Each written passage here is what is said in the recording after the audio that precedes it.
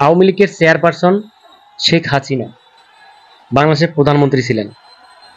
ছাত্র আন্দোলনের কারণে সে পদত্যাগ করে দেশ ছেড়ে চলে যান। এই কারণে গোপালগঞ্জবাসীরা ক্ষিপ্ত হয়ে পড়ে, তারা নেমে পড়ে রাজপথে। তাদের এই আন্দোলনের কারণে গাড়ি চলাচল, যোগাযোগ ব্যবস্থা বন্ধ হয়ে যায়। এই যোগাযোগ ব্যবস্থা বন্ধ না হওয়ার জন্য আর্মিরা তাদেরকে বাধা দেয়। আর ওই সময় সাধারণ জনগণ ক্ষিপ্ত হয়ে আর্মির উপরে হামলা করে। তখন একটি আর্মির গাড়ি আগুন লাগিয়ে জ্বালিয়ে দেয়। আর এই ক্ষিপ্ত জনতাগণ আর্মির উপরে হামলা করায় 2 থেকে 3 জন আর্মি জখম হয়, তাদেরকে কুপিয়ে জখম করে। এই হলো বর্তমান গোপালগঞ্জের পরিস্থিতি। দেখেন এখানে অনেক লোক জড়ো হয়েছে, আর্মিরাও আছে, কিন্তু তাদেরকে ফিরানোর চেষ্টা করতেছে, বাধা দিচ্ছে, তারা বাধা মানতেছে না।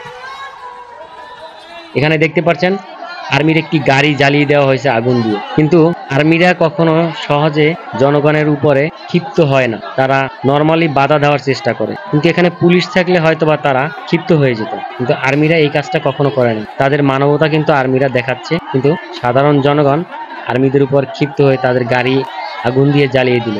এই অবস্থায় সাধারণ জনগণকে ফিরানোর চেষ্টা করাতে আর্মিদের উপরে হামলা করে তাদেরকে কুপিয়ে জখম করা হয়। বর্তমান বাংলাদেশে আনাচে কানাচে কোথাও হয়তোবা আওয়ামী লীগের এরকমের সমাগম দেখা যায় না, শুধুমাত্র গোপালগঞ্জ ছাড়া। কারণ গোপালগঞ্জ হলো শেখ হাসিনার নিজ বাড়ি, শেখ মুজিবুর রহমানের পৈতৃক বাড়ি, যেটা জন্মস্থান শেখ মুজিবুর রহমানের গোপালগঞ্জে। আর এখানেই শেখ মুজিবুর রহমানের কবর দেওয়া হয়েছে।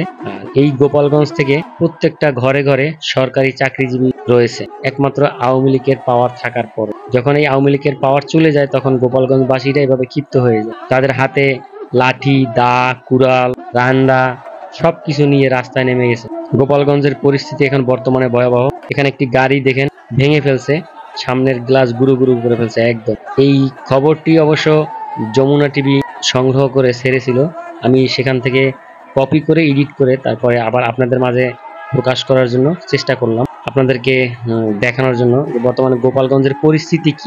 সবাই দেখতে পাচ্ছেন এখানে প্রায় হাজার হাজার মানুষের ভিড় হয়েছে। এখানে অনেক নেতৃবৃন্দও আছেন আওয়ামী লীগের। রাস্তাগুলো অবরোধ করে রেখে দিয়েছে, এখান থেকে কোনো গাড়ি চলাচল করতেছে না। গোপালগঞ্জ রুটে যদি কেউ যেতে চান, তাহলে আমার মনে হয় এই মুহূর্তে গোপালগঞ্জ রুটে যাওয়াটা ঠিক হবে না, অন্য রুট থেকে যেতে হবে আপনাকে। দেখেন এখানে কিন্তু রান্দা, চাইনিজ কুড়াল, চাপাতি সবকিছু নিয়ে এরা নেমে পড়েছে। এই হলো গোপালগঞ্জের বর্তমান পরিস্থিতি।